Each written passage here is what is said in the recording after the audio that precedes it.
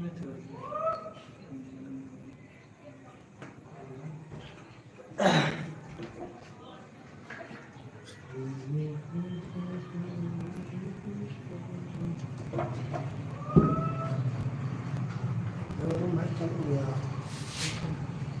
वाला कॉपी निकाल लीजिए आप लोग। एक एक नोट करते चलिए। जिगरी यार प्रोजेक्ट हो गया है। अस्सलाम वालेकुम सर। वालेकुम अस्सलाम। जीशान खान, तनवीर माजिद, प्रणाम सर जी, खूब खुश रहिए बाबू। शमशाद अंसारी, लक्की खान, विपुल कुमार, नमस्ते बाबू नमस्ते। अस्सलाम वालेकुम सर जी। वालेकुम अस्सलाम रहमतुल्लाहि व बरकातुहू। जितने जल्दी हो सके उतने जल्दी वीडियो को शेयर करें। आज लास्ट क्लास है, अंतर स्पष्ट करने वाला आज लास्ट क्लास है। कैसे हैं सर आप? बिल्कुल बढ़िया है। चट्टान, hello sir. Hello Sujeet Kumar, मैसर अली, मैसर बाबू वीडियो को शेयर कीजिए। जितना फास्ट हो सके उतना फास्ट वीडियो को शेयर कर दीजिए लोग। Jamal king, okay sir. Nitish Kumar, hello hello hi सब कुछ। जमाल, चट्टान, गुड इवनिंग जी, गुड इवनिंग। आज चट्टान बाबू के घर पे हम गए थे लेकिन दरअसल उनसे भेंट नहीं हुआ। सुजीत कुमार, लक्की कुमार, जितना जल्दी हो सके उतने जल्दी सब स्टूडेंट को बुलाइए। क्या हाल है सर? बिल्कुल बढ़िया है लक्की जी, एकदम बढ़िया हाल है। बस आप लोगों के खिदमत में हाजिर है। Sujit, good night sir. Good night, सोने टाइम में बोलना। सर अटेंडेंस बना दीजिए। अटेंडेंस बन गया आप लोगों का। जितने भी स्टूडेंट प्रेजेंट हैं सबका अटेंडेंस बन गया। चलिए आज का क्वेश्चन थोड़ा सा और बढ़िया होने वाला है और आज हम लोग कोशिश करेंगे कि अधिक से अधिक क्वेश्चन को। Ravi Kumar, good evening sir ji, good evening. Lucky Kumar, thank you sir ji. चलिए तो क्लास आज थोड़ा 5 मिनट पहले हम आए हुए हैं। जितना जल्दी हो सकेगा इसको खत्म किया जाएगा और खत्म करने के बाद हम लोग अगले टॉपिक को स्टार्ट करने वाले हैं। तो जितने भी स्टूडेंट देख रहे हैं वीडियो को, आप लोग को बता दें कि ये जो सीरीज चल रहा है अंतर स्पष्ट करने वाला, फिजिक्स, केमिस्ट्री और बायो तीनों में जितने अंतर स्पष्ट करने वाले क्वेश्चन एग्जाम में पूछे जाते हैं उन सब क्वेश्चन को एक साथ कवर किया जा रहा है। ये आज शायद पार्ट 3 वीडियो है इसका और 2 वीडियो इसके पहले बना चुके हैं। शमशाद अंसारी, शमशाद सर घर पर काम था इसलिए नहीं आया हूं। चलिए कोई बात नहीं है, कहीं भी रहिए लेकिन क्लास ज्वाइन कीजिए, क्लास पढ़िए। ऐसा नहीं क्लास में आइएगा तभी पढ़ पाइएगा। कहीं भी रहिए बस नोट करते रहिए और पढ़ते रहिए। शुरू किया जाए जी। Ashish Gupta, good sir ji, good evening, good evening. Start करते क्लास। जल्दी बोलिए तेजी में सबको एक साथ कि क्लास स्टार्ट किया जाए। जिसान का लाइक करो सर, लाइक करो जी। मेरा स्टूडेंट को कहना पड़ेगा लाइक करने के लिए। Yes sir ji. चलिए स्टार्ट करते हैं क्लास आज का। कॉपी कलम आप लोग लेकर बैठे होंगे, कॉपी कलम ले लीजिए और क्लास आज का शुरू किया जाए। सबसे पहला टॉपिक से क्लास स्टार्ट होगा। अगर कोई लिखावट दिखाई नहीं दे रहा होगा तो हम एक बात को 2-2 बार 3-3 बार रिपीट करेंगे, वैसे सुन के आप उसको लिख सकते हैं। बस हम लोग का मकसद क्या है कि क्वेश्चन को समझ जाना और एग्जाम में टिक लगा दे, टिक कर लिख देना। ऐसा ना करें कि पढ़ने के बाद भी कोई क्वेश्चन छूट जाए। ये कौन कीड़ा बार बार जूम कर रही, बार बार बड़ा कर दे रहा है, तब नहीं पिटाता है सर। चलिए आइए सब बायोलॉजी, आज हम लोग का बायोलॉजी स्टार्ट होने वाला था और बायोलॉजी का क्वेश्चन आज हम स्टार्ट करेंगे आप लोग के लिए और आज टोटल टॉपिक को खत्म कर दिया जाएगा। कॉपी कलम लेके बैठिए और नोट करना शुरू कीजिए। जितने भी स्टूडेंट देख रहे हैं, शमशाद अंसारी, ओके। संजीदा, अस्सलाम वालेकुम सर जी। वालेकुम अस्सलाम। शुरू कर दे बाबू क्लास। टाइम को मद्देनजर रखते हुए स्टार्ट कीजिए। चलिए लक्की बाबू का नाम है, स्टार्ट कीजिए। स्टार्ट कर देते हैं। सबसे पहला क्वेश्चन है सबसे पहला क्वेश्चन है आप लोग का आज, जाइलम तथा फ्लोएम। आप लोगों को क्वेश्चन बैंक जरूर पढ़िए, क्वेश्चन बैंक पढ़िएगा, पता चलेगा किस टॉपिक से कितना क्वेश्चन आता है। जाइलम और फ्लोएम क्वेश्चन आप देखे होंगे बायोलॉजी में कितने साल पूछा हुआ क्वेश्चन है। जाइलम क्या हुआ जी, जाइलम तथा फ्लोएम में अंतर स्पष्ट करना है। जाइलम तथा फ्लोएम, जाइलम फ्लोएम क्या होता है, ये पादप उत्तक होते हैं। जिस तरह इंसान में, मानव में 4 प्रकार के उत्तक पाए जाते हैं, ठीक वैसे ही पादप में भी कई प्रकार के उत्तक होते हैं। सबसे अधिक उत्तक की संख्या पादप में ही होती है। उन्हीं में से जो जटिल उत्तक होता है, वो जटिल उत्तक अर्थात कॉम्प्लिकेटिव टिश्यू 2 प्रकार के होते हैं। एक होते हैं जाइलम और एक होते हैं फ्लोएम। एग्जाम में अक्सर पूछा जाता है जाइलम और फ्लोएम में अंतर स्पष्ट करें। आइए देखते हैं सबसे पहले जाइलम के बारे में। जाइलम के बारे में हम स्टार्ट करते हैं। जाइलम क्या है जी, यह एक प्रकार का पेड़ पौधा में पाया जाने वाला संवहन उत्तक होता है, जिसका प्रमुख कार्य जल पहुंचाना होता है।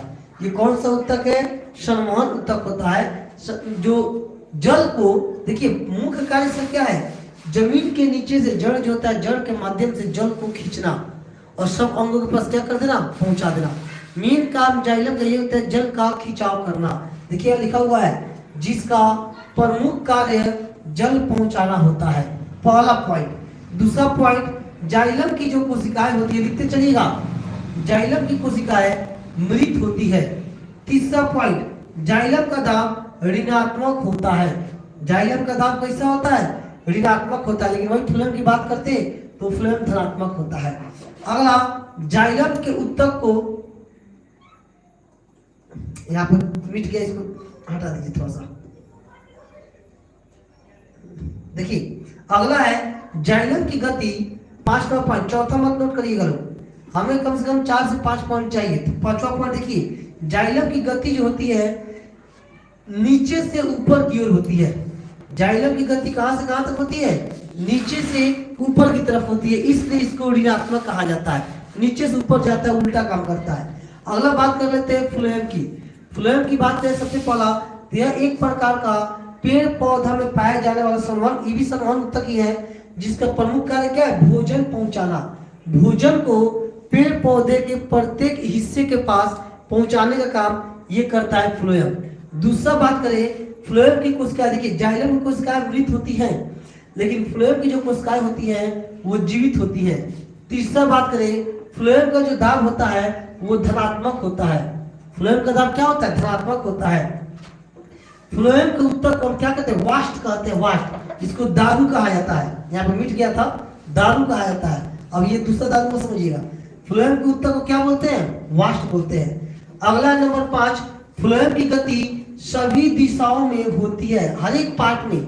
फ्लोएम जो होता है, भोजन जो बनता है उस भोजन को चारों तरफ फैलाने का काम करता है, किसी एक दिशा में नहीं होता है, सभी दिशाओं में होता है। तो ये फ्लोएम की जो गति होती है सभी दिशाओं में होती है।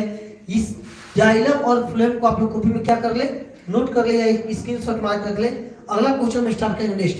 काफी मस्ट इंपोर्टेंट क्वेश्चन था, जाइलम तथा फ्लोएम अंतर स्पष्ट करें। आज हम कोशिश करेंगे कि आज इसको क्या कर दिया जाए, समाप्ति कर दिया जाए, खत्म कर दिया जाए आज के क्लास में। दाऊद इब्राहिम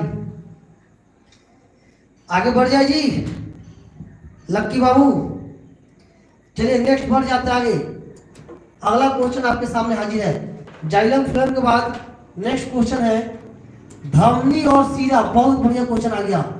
धमनी तथा सीरा में अंतर स्पष्ट करें। धमनी तथा, नोट करते चलो, कॉपी निकाल लीजिए, एक एक को नोट करते चलिए, काफी इंपोर्टेंट टॉपिक ये चल रहा है, धमनी और सीरा। अब इसमें कुछ ज्यादा बात को भी हम लोग जानेंगे लोग। आप लोगों को देखिएगा एक वीडियो हमने बनाया है हार्ट के बारे में, हृदय के बारे में, जाके वीडियो की लिस्ट में देखिएगा। हार्ट को पूरा डिटेल में पढ़ाया हुआ है, समझाया हुआ है, वहां से आप हार्ट के बारे में पढ़ सकते हैं। वैसे भी एग्जाम से पहले एक बार उसको हम पढ़ाएंगे, टॉपिक को खत्म करेंगे। अभी फिलहाल हम धमनी की बात करते हैं और सीरा की बात करते हैं।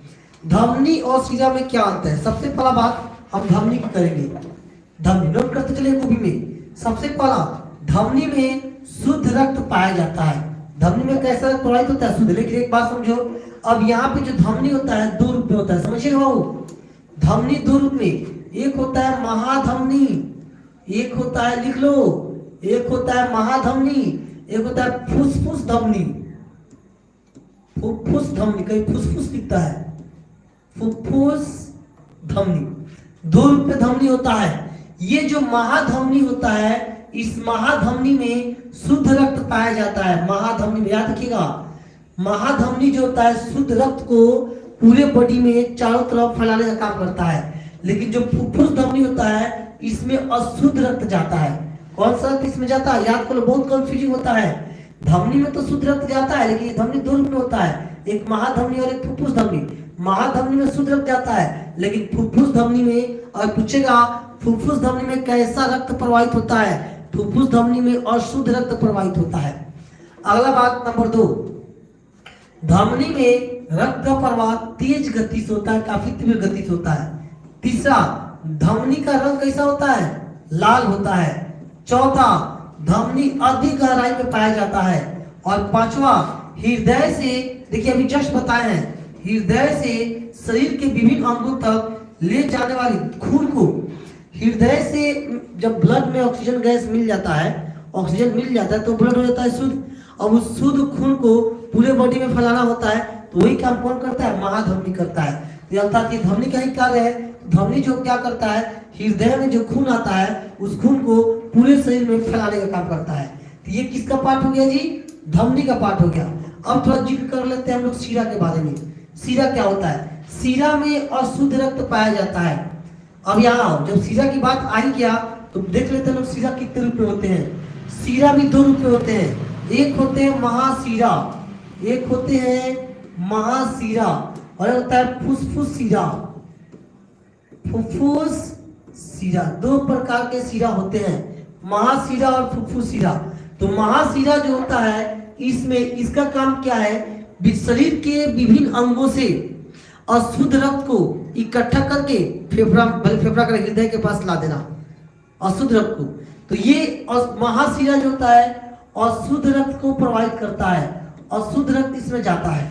लेकिन जो फुफ्फुस सीरा है, ये फुफ्फुस सीरा याद कर लीजिएगा, शुद्ध रक्त को लेके जाता है, शुद्ध रक्त। महासीरा अशुद्ध, और फुफ्फुस सीरा शुद्ध रक्त को लेके जाता है। सीरा में रक्त का प्रवाह मंद गति से, काफी धीमी गति से होता है। तीसरा, सीरा का रंग नीला होता है, जबकि धमनी का रंग कैसा होता है जी, लाल होता है। चौथा, सीरा कम गहराई में पाया जाता है, जबकि धमनी अधिक। एक याद कर लीजिएगा, दूसरा ऑटोमेटिक याद हो जाएगा। जस्ट इसका ऑपोजिट बोल देना है, रटने की आवश्यकता नहीं, एक बार लिखेगा सब माइंड में सेट हो गया। अगला है, शरीर के विभिन्न भागों से हृदय की ओर ले जाने वाली नलिका को क्या बोलते हैं, सीरा बोलते हैं। किसी प्रकार कोई डाउट यहाँ तक? दो जल्दी करिए, स्क्रीनशॉट लीजिए, आगे बढ़ते हैं। अमीना जी आ गए, अस्सलाम वालेकुम सर। वालेकुम अस्सलाम। हमारे लिए सर इतना ज्यादा मेहनत करते हैं और हम सब लोग कंजूस एक लाइक नहीं कर पाते, क्या बात है बाबू, आप ही हैं जो इतना ध्यान देते हैं हमारे पर, बाकी स्टूडेंट तो बस पढ़ाई से मतलब रखता है सब। नगमा खातून, शाहिद अली, अस्सलाम वालेकुम। वालेकुम अस्सलाम बाबू, वीडियो शेयर करो सब। देखिए चट्टान बाबू हुक्म दे रहे हैं, इनका बात कम से कम मान जाइए लोग। शुरू करें आगे, चलिए दो हमने बताया, एक बताया धमनी, दूसरा बताया सीरा। आगे थोड़ा सा बढ़ जाते हैं लोग नेक्स्ट टॉपिक पर। नो सर जी कोई दिक्कत नहीं, इसमें आगे बढ़ते हैं। सीरा धमनी नोट कर लीजिए, चलिए इसको फ्रेश कर देते हैं हम, जल्दी नोट कर स्क्रीनशॉट पढ़िए, जल्दी कीजिए, आगे बढ़ते हैं। मैं लाइक कर दी हूं, बहुत बढ़िया, बहुत बहुत शुक्रिया आपको लाइक करने के लिए। चलिए नेक्स्ट बढ़ते हैं। यस सर, आगे आ जाते हैं नेक्स्ट क्वेश्चन। आइए, धमनी सीरा के बाद अगला क्वेश्चन आप लोगों के सामने हाजिर हो रहा है। देखिए इधर, एक भी क्वेश्चन बाबू खराब क्वेश्चन आपको नहीं देखने को मिलेगा। पहले बोल दिए पूरा अंतर स्पष्ट करने वाला क्वेश्चन एक साथ कंप्लीट कराया जाएगा, ताकि सस्पिशन किसी बच्चों को ना हो। एक टॉपिक अपने कंप्लीट हो जाए साइंस का। आइए, क्वेश्चन आपके सामने हाजिर है, दिखाई दे रहा होगा, रुधिर तथा लसिका में क्या अंतर है। बहुत बढ़िया क्वेश्चन है, ये शायद क्लास में हम इस क्वेश्चन को नहीं लिखवाए हैं, लेकिन आप लोग अभी नोट कर लीजिए, रुधिर तथा लसिका में अंतर क्या होता है। अगर एग्जाम में पूछते तो ये ना हो कि एग्जाम में छूट जाए, किताब का क्वेश्चन छूट जाता है तो बहुत अफसोस होता है। चलिए रुधिर की बात करते हैं, खून की बात करते हैं। आज हम कुछ क्वेश्चन आप लोग से पूछेंगे, इस टॉपिक को पढ़ाने के बाद सिर्फ रुधिर से संबंधित, ब्लड से संबंधित, जो बच्चा या जो स्टूडेंट ब्लड नहीं पढ़े होंगे जाके वीडियो की लिस्ट में देखिएगा, पूरा डिटेल में ब्लड को पढ़ाया गया है, एकदम ऑल टू ऑल पढ़ा के डाल दिए पहले ही। आइए रुधिर की ब्लड की बात करते हैं। इस रुधिर को हम लोग ब्लड भी बोलते हैं, इस रुधिर को हम लोग खून भी बोलते हैं, इस रुधिर को हम लोग रक्त भी बोलते हैं। इतना पर्यायवाची शब्द होता है रुधिर का। आइए सबसे पहला पॉइंट, रुधिर का रंग लाल होता है, छोटा छोटा बच्चा भी जानता है रुधिर का रंग कैसा होता है, लाल होता है। और ये लाल क्यों होता है, हीमोग्लोबिन की उपस्थिति के कारण लाल होता है। दूसरा है इसमें कणिका पाई जाती है, कणिका, इसके अंतर्गत कणिकाएं पाई जाती है। WBC कणिका ग्रुप में होते हैं, जो एक होता है मोनोसाइट, आप लोग पढ़े W से प्रकार पढ़े होंगे, कणिका में कणिका भी पढ़े होंगे, आप लोग जरूर पढ़े होंगे। तो ये रुधिर में कणिकाएं पाई जाती है। तीसरा, इसमें हीमोग्लोबिन पाया जाता है, इसी हीमोग्लोबिन के चलते खून का रंग लाल हो जाता है। और ये हीमोग्लोबिन दो वर्ड से मिलकर बना होता है, एक होता है हीमो, दूसरा होता है ग्लोबिन। हीमो क्या होता है, वर्णक होता है, और ग्लोबिन एक प्रकार का प्रोटीन होता है। इसी के मिलने से खून का रंग क्या होता है, लाल हो जाता है। अब जिसमें वर्णक होता है वो प्रोफाइलिक कॉम्प्लेक्स Fe++ पाया जाता है। चलिए आगे बढ़ते हैं, ज्यादा डिटेल में नहीं जाएंगे लोग, आपको हीमोग्लोबिन बारे पढ़ना होगा, आरबीसी का पूरा क्लास जाकर मेरा देख लीजिएगा, टोटल पढ़ाए हुए हैं। इनमें सभी प्रकार के प्रोटीन पाए जाते हैं, किसमें, रुधिर में सभी प्रकार के प्रोटीन पाए जाते हैं। और पांचवा क्या है, इसमें दोहरा परिसंचरण होता है। कौन सा परिसंचरण होता है, दोहरा परिसंचरण पाया जाता है, किसमें, रुधिर में। कोई डाउट नहीं। आगे बढ़ते हैं लसिका में। लसिका का रंग जो होता है हल्का पीला होता है। कैसा होता है लसिका का रंग, हल्का पीला होता है। दूसरा बात करते हैं, इसमें कणिका नहीं पाई जाती है, जब इसका जो अपोजिट करते चलो, इसमें कणिका नहीं पाई जाती है। तीसरा, इसमें हीमोग्लोबिन नहीं पाया जाता है। चौथा, इसमें फाइब्रिनोजन एंजाइम नहीं पाया जाता है। और पांचवा, इसका बहाव एक दिशा में होता है। ये लसिका है और ये क्या है जी, रुधिर है। याद रखेंगे इस बात को। चलिए एक वर्ड यहाँ आ गया, फाइब्रिनोजन। फाइब्रिनोजन क्या होता है, पढ़े होंगे आप लोग जरूर, ब्लड के चैप्टर में आप लोगों को पढ़ाया होगा कि फाइब्रिनोजन होता क्या है। देखिए आप पढ़े होंगे प्लाज्मा या रक्त कणिका आरबीसी, तो प्लाज्मा 3 चीज से मिलकर बना होता है, ध्यान सुनना सब। प्लाज्मा में होता है पानी, प्लाज्मा में होता है प्रोटीन, और प्लाज्मा में होता है कार्बनिक तथा अकार्बनिक पदार्थ। 3 चीज से मिलकर प्लाज्मा बनता है। उसमें जो प्रोटीन होता है वो प्रोटीन दो रूप में होता है, एक होता है प्रोथ्रोम्बिन और दूसरा होता है फाइब्रिनोजन, यही है। तो इसमें जो लसिका होता है, लसिका में ये फाइब्रिनोजन नहीं पाया जाता है। इसी फाइब्रिनोजन और प्रोथ्रोम्बिन के चलते खून जो होता है बाहर जब आता है, बॉडी से कट जाता है तो जम जाता है, जिसे हम बोलते हैं कि प्लेटलेट्स के कारण जम रहा है। प्लेटलेट्स की भूमिका होती है, लेकिन साथ ही साथ फाइब्रिनोजन और क्या, प्रोथ्रोम्बिन को भी अहम भूमिका होती है। तो यहाँ तक आपको कंप्लीट हो गया होगा रुधिर में और लसिका में क्या डिफरेंस है। जल्दी इसको नोट कर लीजिए, और नोट आप लोग इतना देर में कर चुके होंगे, जो पढ़ने वाले स्टूडेंट होंगे वो नोट कर लिए होंगे अभी तक, उनको कहने की आवश्यकता नहीं कि नोट करो। जिशान खान वीडियो शेयर करो सब। सर चट्टान भाग गया, चट्टान का भागेगा जी, चट्टान अभी है, आज चट्टान को इतना समझाए भाग जाएगा। नींद लग रहा है वो। आगे बढ़ा जाए, आज तो खत्म कर देना, ताकि कल से लोग नया टॉपिक अपना स्टार्ट करेंगे लोग। चलिए थैंक्स सर, बहुत बढ़िया, आगे बढ़ते हैं। रुधिर के बाद नेक्स्ट क्वेश्चन आपके सामने हाजिर हो गया। देखिए कितना बढ़िया क्वेश्चन आया। ऑक्सी लिख लो, कॉपी निकालते चलो, लिखते चलो। ऑक्सी श्वसन तथा अनऑक्सी श्वसन में क्या अंतर है, लिखिए।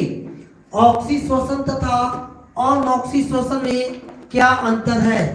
ऑक्सी श्वसन और अनऑक्सी श्वसन में अंतर स्पष्ट करें, क्या है। सबसे पहले ऑक्सी की बात करेंगे और उसके बाद हम लोग अनऑक्सी की बात करेंगे, ठीक है। इसी को बोलते हैं वायुवीय श्वसन, याद करो। ऑक्सी को ही बोलते हैं वायुवीय श्वसन और अनऑक्सी को बोलते हैं अवायुवीय श्वसन। अगर एग्जाम में ये नाम न देकर आपको ये कह दे कि वायुवीय श्वसन तथा अवायुवीय श्वसन में क्या अंतर है, तो आप आसानी से समझा सकते हैं। इसी को ऑक्सी को ही वायुवीय बोलते हैं और अनऑक्सी को अवायुवीय बोलते हैं, ठीक है। आइए सबसे पहला ऑक्सी श्वसन की बात कर लेते हैं। पहला पॉइंट, ऑक्सीजन की उपस्थिति में संपन्न होने वाली क्रिया को क्या बोलते हैं, ऑक्सी श्वसन। जो श्वसन की प्रक्रिया है ऑक्सीजन की पूरी उस उपस्थिति में होती है। ऑक्सीजन की उपस्थिति में संपन्न होने वाली जो क्रियाएं होती हैं वो ऑक्सीश्वसन कहलाती है। दूसरा, इससे अभी जस्ट बताए हैं, इसे वायवीय श्वसन के नाम से भी जानते हैं। तीसरा, इसमें विशाल जीव, बड़े बड़े जो जीव होते हैं जैसे हम लोग हैं, हमारे शरीर के अंदर अधिकांशतः क्या होता है, ऑक्सीश्वसन पाया जाता है, तो इसमें विशाल जीव भाग लेते हैं। चौथा, इसमें कार्बन डाइऑक्साइड और जल का निर्माण होता है। जब हम लोग सांस छोड़ते हैं तब कार्बन डाइऑक्साइड बाहर निकलता है, हमारे बॉडी के अंदर ऑक्सीश्वसन होता है। ये कार्बन डाइऑक्साइड और किसका निर्माण करते हैं, जल का निर्माण करते हैं। पांचवा, इनमें ग्लूकोज का पूर्ण ऑक्सीकरण होता है और इसी पूर्ण ऑक्सीकरण के कारण हमारे बॉडी में 38 एटीपी एनर्जी बन जाता है। याद रखिएगा इस बात को। तो वायवीय श्वसन में ग्लूकोज का क्या होता है, पूर्ण ऑक्सीकरण होता है। छठा, इसमें ग्लूकोज के एक अणु के टूटने में देखिए कितना एटीपी बनता है, 38 एटीपी ऊर्जा का निर्माण होता है। सातवां, यह माइटोकॉन्ड्रिया में होता है। ये ऑक्सीश्वसन पूछेगा, ऑक्सीश्वसन कहाँ पे होता है, ये ऑब्जेक्टिव में आता है। ऑक्सीश्वसन कहाँ पे होता है, माइटोकॉन्ड्रिया में होता है। अब यहाँ एक वर्ड आया 38 एटीपी, ध्यान से सुनो, 38 एटीपी, तो आपको तो पहले ये पता होनी चाहिए एटीपी क्या है, एडिनोसाइन ट्राइफॉस्फेट। एडिनोसाइन ट्राइफॉस्फेट इसका फुल फॉर्म होता है और इस एटीपी को ऊर्जा का सिक्का कहा जाता है। एनर्जी जो होता है एटीपी के रूप में ही जाकर माइटोकॉन्ड्रिया में स्टोर होता है। तो एटीपी को क्या बोलते हैं, ऊर्जा का सिक्का। कोई पूछेगा आपसे ऊर्जा का सिक्का किसे कहते हैं, एटीपी को बोलते हैं ऊर्जा का सिक्का। ठीक है, आइए, ये था कौन सा श्वसन, ऑक्सीश्वसन था।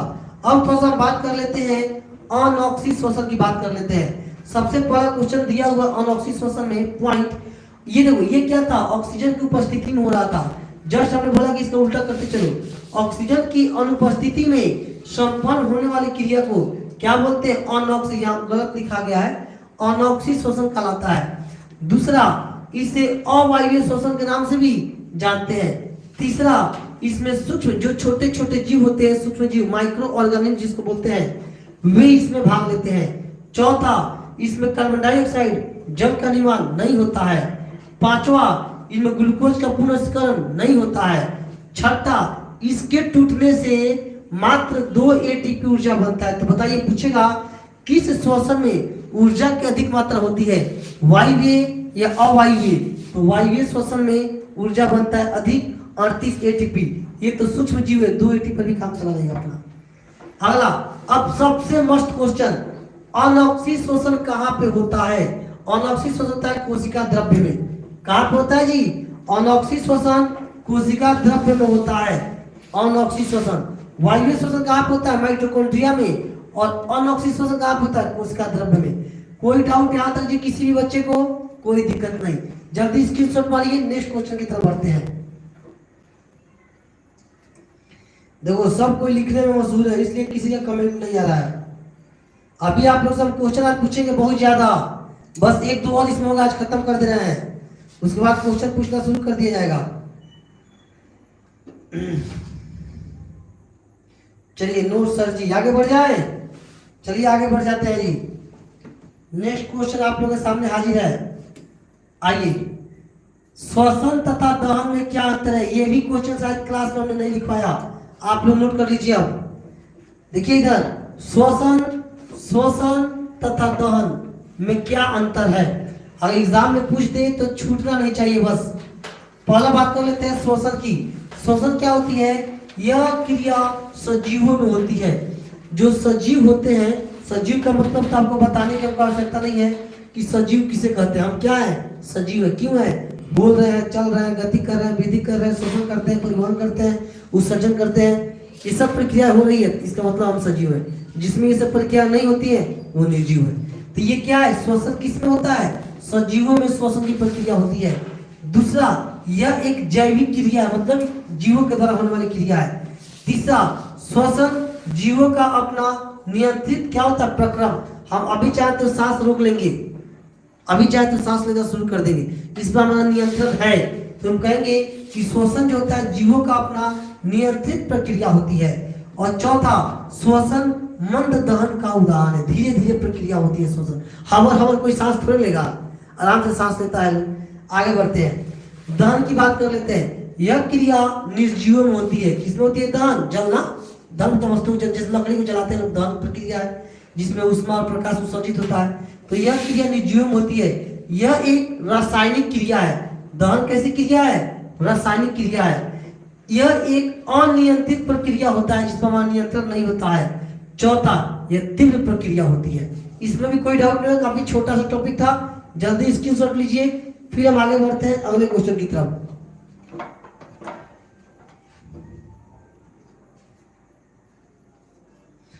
सर मेरा डाटा खत्म हो गया। दिन भर देखिएगा लोग रील्स, तो डाटा खत्म नहीं होगा। दिन भर रील्स जो देखेगा उसका डाटा क्या होगा? खत्म होगा। पढ़ने का चिंता रहेगा तब ना डाटा खत्म नहीं होगा। चलिए आगे बढ़ते हैं, आगे बढ़े।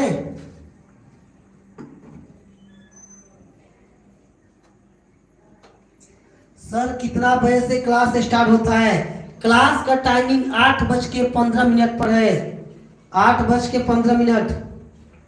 अब कल से तो और इम्पोर्टेंट टॉपिक हम आप लोग के लिए लेके आएंगे। बस आप लोग डेली कंटिन्यू बने रहे। कल से इससे ही बढ़िया टॉपिक कल से आएगा आप लोग का, साइंस का। पढ़ के मजा आ जाएगा। चलिए अगला क्वेश्चन, नेक्स्ट क्वेश्चन की बात कर लेते हैं। आइए, शुक्राणु और अंडाणु में अंतर स्पष्ट करना है। आइए, रिप्रोडक्शन आप लोग पढ़े होंगे, रिप्रोडक्शन पढ़े होंगे। चलिए थोड़ा सा हम बात कर लेते हैं यहाँ पे, पहले पढ़ा लेते हैं फिर समझाते हैं। शुक्राणु पहले बात करो, ये शुक्राणु क्या है और ये अंडाणु क्या है। एक ही वर्ड कॉपी कलम लेके बैठेगा, इसमें कुछ ज्यादा हम समझाएंगे। कॉपी कलम लेके बैठिएगा। सबसे पहला बात, इस शुक्राणु को शरीर की सबसे छोटी कोशिका कहा जाता है। सबसे छोटी कोशिका बोलते हैं लोग हम किसको? शुक्राणु को सबसे छोटी कोशिका है। और इस अंडाणु को शरीर की सबसे बड़ी कोशिका कहा जाता है। सबसे बड़ी कोशिका के नाम से हम लोग जानते हैं। अगला बात, ये जो शुक्राणु होता है इसको नर युग्मक बोलते हैं। नर युग्मक कहा जाता है शुक्राणु को। और ये जो अंडाणु होता है इसे हम लोग मादा युग्मक बोलते हैं। मादा युग्मक के नाम से जानते हैं। नर युग्मक शुक्राणु है और मादा युग्मक अंडाणु है। ये शुक्राणु और ये अंडाणु के मिलने की प्रक्रिया को हम लोग निषेचन कहते हैं। क्या बोलते हैं? निषेचन बोलते हैं। अब आइए, इस शुक्राणु का जो अवधि होता है, समय होता है, वो 20 मिनट तक जिंदा रहता है। कितना मिनट? शुक्राणु जो होता है 20 मिनट तक जिंदा रहता है। अगला पॉइंट, ये जो शुक्राणु होता है ये गति कर सकता है। और ये एक बार जब गति करता है तो लगभग 3 से 4 मिलीमीटर 3 से 4 डिस्टेंस को कवर करता है। लेकिन जो ये अंडाणु होता है ये गति नहीं करता है। इतना बात तो पहले आप लोगों को बेसिक हमने बता दिया। अगर रिप्रोडक्शन पढ़ाते तो और ज्यादा इसको बताते कि शुक्राणु की आकृति कैसी होती है, कौन कौन से भाग होते हैं और किस भाग के चलते ये गति करते हैं। तो अगर आने वाले क्लास में अगर टाइम मिला तो आप लोगों को रिप्रोडक्शन टोटल लाइव क्लास में आप लोगों को पढ़ाएंगे हम ऑल टू ऑल। अभी फिलहाल इतना समझ जाइए, शुक्राणु जो होता है नर युग्मक होता है और अंडाणु जो होता है मादा युग्मक होता है। ठीक है, यहाँ तक तो दिक्कत नहीं होगा। अब आओ, इस शुक्राणु को स्पर्म बोलते हैं और इस अंडाणु को ओवम बोलते हैं। ओवम। आइए देखते हैं लोग। सबसे पहला पॉइंट, शुक्राणु का निर्माण वृषण में होता है जिसको हम लोग टेस्टिस बोलते हैं। वृषण को हम लोग टेस्टिस बोलते हैं। इस वृषण का जो तापमान होता है शरीर के तापमान से 2 से 2.5 डिग्री सेंटीग्रेड कम होता है। किसका तापमान? वृषण का तापमान। अगला पॉइंट, इसे बनने में अपेक्षाकृत कम समय लगता है। किसको बनने में? शुक्राणु को बनने में बहुत कम समय लगता है। नंबर 3, इसका आकार छोटा होता है। हमने बताया कि शरीर की सबसे छोटी कोशिका शुक्राणु को कहा जाता है। इसका आकार छोटा होता है। चौथा, यह चलनशील मतलब गतिमान होता है। अभी बताया है कि शुक्राणु जो होता है गति कर सकता है और ये एक बार गति करेगा तो 3 से 4 डिस्टेंस को कवर कर लेगा। तो ये गतिमान होता है अर्थात चलनशील होता है। ये था शुक्राणु की कहानी। अब बात कर लेते हैं अंडाणु की। अंडाणु का निर्माण अंडाशय में होता है। जिस तरह शुक्राणु का निर्माण वृषण होता है, इसी तरह अंडाणु का निर्माण ओवरी बोलते हैं इसको इंग्लिश में, ओवरी कहा जाता है। ओवरी में होता है अर्थात अंडाशय में होता है।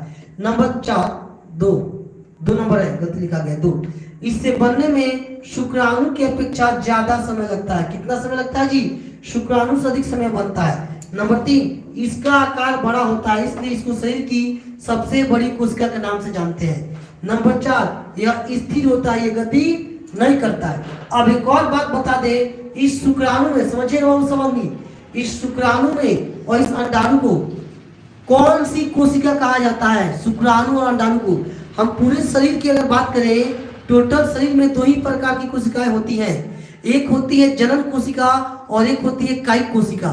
तो जनन कोशिका के अंतर्गत आता है शुक्राणु और अंडाणु, इसको जनन कोशिका बोलते हैं। और दोनों के छोड़ के शरीर की जितनी कोशिकाएं हैं, इन सब कोशिकाओं को हम लोग कहते हैं लोग कौन सी कोशिका? कायिक कोशिका बोलते हैं। तो जनन कोशिका में जब कोशिका का विभाजन होता है, अर्थात शुक्राणु में और अंडाणु में जब कोशिका का विभाजन होता है तो उसे बोलते हैं अर्धसूत्री विभाजन। क्या बोलते हैं? और पूछेगा जनन कोशिकाओं में होने वाले विभाजन को क्या कहते हैं? अर्धसूत्री विभाजन कहा जाता है जनन कोशिका के विभाजन को। और कायिक कोशिका जो है, कायिक कोशिकाओं में होने वाले विभाजन को समसूत्री विभाजन के नाम से जानते हैं। और जो छोटे छोटे सूक्ष्म जीव होते हैं उनमें जो विभाजन होता है उसको असूत्री विभाजन के नाम से जाना जाता है। तो कोशिका विभाजन जब आपको पढ़ाएंगे तो बताएंगे कि कितने चरणों में कंप्लीट होता है और समसूत्री का कितने चरण होते हैं या फिर अर्धसूत्री का कितने चरण होते हैं। तो इतना तो हमको लगता है कि एकदम क्लियर समझ में आ गया होगा। देखो इस टाइम में बालक आपके पढ़ने से क्या होगा, इस क्वेश्चन पर हम लोग डिस्कशन कर रहे हैं, बातचीत कर रहे हैं, इसके बारे में रिविजन कर रहे हैं, बोल रहे हैं, बता रहे हैं, आप सुन रहे हैं, काफी जल्दी याद होगा।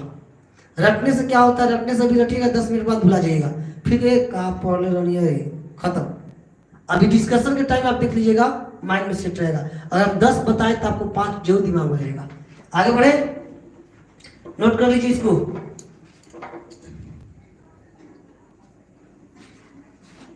Dawood, okay thanks.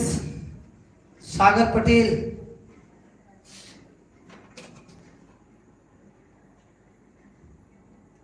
दाऊद आप महान हो सर जी, बहुत बहुत शुक्रिया बालक। आगे बढ़े, सब आप लोगों को चलते इतना मेहनत किया जा रहा है ताकि रिजल्ट आपका बढ़िया आ जाए। अगला क्वेश्चन, नेक्स्ट क्वेश्चन देख लीजिए। नेक्स्ट चलिए क्या बात है, अब देखो बहुत अच्छा चीज आपको हम दिखाने वाले हैं। कॉपी कलम आप लोग सबको लेकर बैठे होंगे। जितने भी VVI आकृति वाले पूछता है क्वेश्चन एग्जाम में, आकृति बनाने वाला, सबका एक नाम हम लिस्ट आपके सामने लेके आएंगे, उसको भी आप लोग नोट करते चलेंगे। और आकृति तो आपके बुक में भी होगा, नेट से भी निकाल सकते हैं, कहीं से भी बना सकते हैं, लेकिन पता होना चाहिए कौन कौन आकृति आपको बनाना है। ठीक है, चलिए 2 मिनट और क्लास आप लोग काम लेंगे, उसके बाद आपसे कुछ क्वेश्चन पूछेंगे। देखिए कितना बढ़िया बढ़िया आकृति आप लोग लेकर आए हैं। पहला आकृति देखिए, सबसे पहला आकृति जो है फिजिक्स का आपको दिखाई दे रहा होगा, क्या चीज क्या है जी? मानव नेत्र। सबसे पहला मानव नेत्र की आकृति बना लीजिए, लिखते चलो मानव नेत्र। ये हम पढ़ाएंगे आप लोग को, टोटल टॉपिक को पढ़ाएंगे जितना है। अब इस आकृति का नाम जान लीजिए, मानव नेत्र। दूसरा की बात कर लेते हैं, देखिए दूसरा दृष्टि दोष आप पढ़े होंगे, सामान्य निकट दृष्टि दोष। निकट दृष्टि दोष के उपचार में क्या क्या कारण होते हैं, कैसे उसका उपचार किया जाता है, उसका डायग्राम है। अगला ये निकट के कौन उत्तर लगाएगा ना, तो दूर दृष्टि दोष का है। अगला देख लीजिए, बल्ब आपको दिखाई दे रहा होगा, विद्युत बल्ब, विद्युत बल्ब की आकृति। अगला क्वेश्चन देख लीजिए। नेक्स्ट प्रकाश संश्लेषण के लिए कार्बन डाइऑक्साइड आवश्यक होता है, उसका है। अगला पाचन तंत्र तो हम पढ़ाए हुए हैं, पाचन तंत्र आप लोगों को पढ़ाए हुए हैं, पाचन तंत्र का है। नेक्स्ट हार्ट, इंसान का हृदय, हार्ट के बारे में लिखते चलो, हार्ट। अगला दीजिए किडनी, ब्रिक, ब्रिक की आकृति किडनी। अगला जाइए, नोट करते चलिएगा लोग। अगला है न्यूरॉन, इसको बोलते हैं न्यूरॉन, तंत्रिका तंत्र की सबसे छोटी इकाई, तंत्रिका कोशिका बोलते हैं इसको।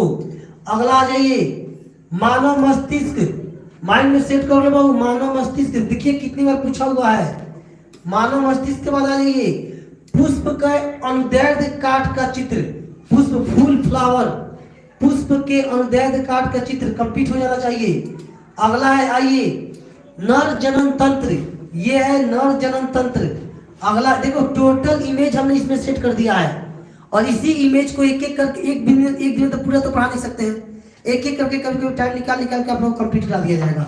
अगला ये बस आप डायग्राम बनाना सीख जाइए। अगला है मादा जनन तंत्र, मादा नर जनन तंत्र और मादा जनन तंत्र कंप्लीट कर लीजिएगा। मादा जनन तंत्र यहां तक आज हमारा ये पीडीएफ टोटल आज हमने कंप्लीट कर दिया। तो आप जितने स्टूडेंट वीडियो को देख रहे थे कमेंट करके बताइए कि ये जो अंतर स्पष्ट करने वाला सेशन चल रहा था फिजिक्स केमिस्ट्री बायो, ये पढ़ के आपको कैसा लगा? टोटल जल्दी बताओ, इतना मेहनत आप लोग किए, टोटल चीज को हमने बताया समझाया, आपको पढ़ के कैसा लगा? और कितने स्टूडेंट हैं जिन्होंने ये कंप्लीट कर लिया है? कितने स्टूडेंट हैं जिन्होंने इस टोटल टॉपिक को कंप्लीट कर लिया है जितना आपने पढ़ा दिया? जल्दी बताइए किसका किसका कंप्लीट हो चुका है? बहुत बहुत अच्छा। चलिए कुछ और बात हम लोग करते हैं 5 से 10 मिनट तक। अब आपसे क्वेश्चन पूछा जाएगा एक से बढ़ के एक। नीतीश कुमार गुड, बहुत अच्छा सर जी, आप हम लोगों के लिए इतना मेहनत कर रहे हो, थैंक्स सर जी, बहुत बहुत शुक्रिया बाबू आपको भी, बस आप लोग क्लास देते। संजीदा बहुत अच्छा। चलिए आप लोग बहुत इतने समझिए कि जितना क्वेश्चन बता दिए इससे बाहर एग्जाम में नहीं आएगा अंतर स्पष्ट करने वाला। इसको आप लोग जिम्मेवारी समझकर जो इस साल एग्जाम देना चाहते हैं, जो नंबर लाना चाहते हैं, जो पढ़ना चाहते हैं, वो इस टॉपिक को कंप्लीट कर ले, क्योंकि ये सेशन रुकेगा नहीं। डेली कुछ नया नया टॉपिक आप लोग हम लेके आते रहेंगे, डेली बाई डेली। आज जैसे ही खत्म हो कल नया टॉपिक आप लोग को पहले इन्फॉर्म कर देंगे क्या पढ़ाने वाले। अमीना जी बहुत अच्छा, Ashish Gupta very nice study point, but बहुत हेल्प मिला है सर जी, थैंक्स। चलिए बहुत, चलिए आप लोग क्वेश्चन पूछ लिया आप लोग से। पहला क्वेश्चन आप सबके सामने हाजिर करते हैं। पहला क्वेश्चन ध्यान से बताइएगा लोग। पहला क्वेश्चन है खून जो होता है, खून ब्लड आरबीसी, खून का निर्माण शरीर में कहाँ पे होता है? जल्दी बताइए खून का निर्माण शरीर में कहाँ पे होता है? खून का निर्माण शरीर में कहाँ पे होता है? जल्दी करिए, खून का निर्माण शरीर में कहाँ पे होता है? किसी का आंसर नहीं आया, बता दें खून का निर्माण कहाँ पे होता है? चलिए आंसर लिख लीजिए। खून का निर्माण होता है अस्थि मज्जा, बोन मैरो, लिख लो। खून का निर्माण बोन मैरो में होता है, अस्थि मज्जा में होता है। अस्थि मज्जा लिखते चलिए, खून का निर्माण अस्थि मज्जा में होता है, बोन मैरो में होता है। अगला बता दीजिए, नेक्स्ट क्वेश्चन, अगला क्वेश्चन, जन्म से पहले, जन्म से पहले खून कहाँ पे बनता है? जन्म से पहले खून कहाँ बनता है? जल्दी बताइए, जन्म से पहले खून कहाँ बनता है? जन्म से पहले खून कहाँ पे बनता है? इसका भी आंसर नहीं आया किसी का। आंसर लिखिए, जन्म से पहले, पहला बात की जन्म के से पहले तो बच्चे का हड्डी उतना विकसित होता नहीं कि अस्थि मज्जा में खून बन जाएगा। तो उस कंडीशन में खून का जो निर्माण होता है वो होता है यकृत में। कहाँ पे होता है जी? यकृत में होता है खून का निर्माण। घुटना में कौन बोल रहा है? घुटना में हो यकृत में होता है, जिसको सबसे बड़ी ग्रंथि हम लोग बोलते हैं। अगला बता दीजिए, आरबीसी, बहुत बढ़िया क्वेश्चन। आरबीसी का जीवन काल कितना दिन का होता है? आरबीसी का जीवन काल कितने दिन का होता है? आरबीसी के जीवन काल कितना दिन होता है? जल्दी बताओ, आरबीसी का जीवन काल। आंसर नहीं आया किसी का। आ गया संजीता बाबू 120, बहुत बढ़िया। आरबीसी का जीवन काल 120 दिन का होता है। एक और क्वेश्चन, आरबीसी का कब्र किसे कहते हैं? जल्दी करिए, मात्र 3 मिनट और टाइम है। रोशनी कुमारी 120, बहुत बढ़िया बाबू, बताइए आरबीसी का कब्र किसे कहते हैं? आरबीसी का कब्र, आरबीसी का कब्र किसे कहा जाता है?